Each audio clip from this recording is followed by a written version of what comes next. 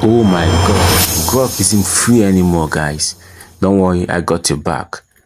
Today, we are going to be unveiling another AI app you can use aside from Grok.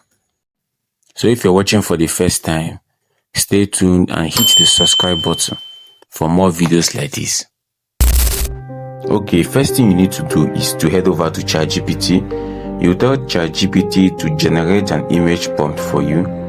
After that, you then tell ChatGPT to generate the video prompt, image prompt, video prompt, because we're going to upload the image in the site, AI site, which I'm about to show you, and use the video prompt to make the characters move like real characters. So this is the image prompt right here and the video prompt.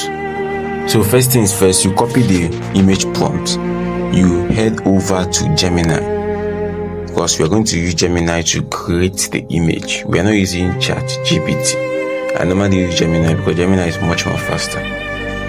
So when you head over to Gemini, you then paste the image prompt and you wait for some few seconds. Then Gemini gives you the image.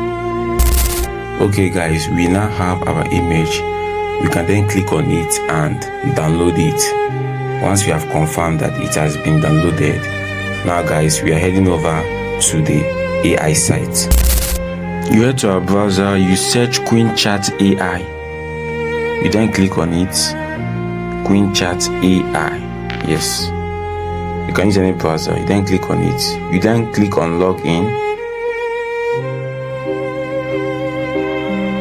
After clicking on login, you then wait to log in with your Gmail. After that, it opens. This is the interface. You then scroll up, you then click on create video, create image. You then upload the image that we generated from Gemini. After uploading the image, you then describe the video you want to generate. You then paste in the prompt. This is the video prompt. After pasting the video prompt, you click on next. You then wait for it to upload. We are going to fast forward it a bit. So this is the video that we just generated using Qwen Chat AI. Amazing, right? So this is an AI tool you can use aside from Grok. Though it's not perfect, but it's worth it.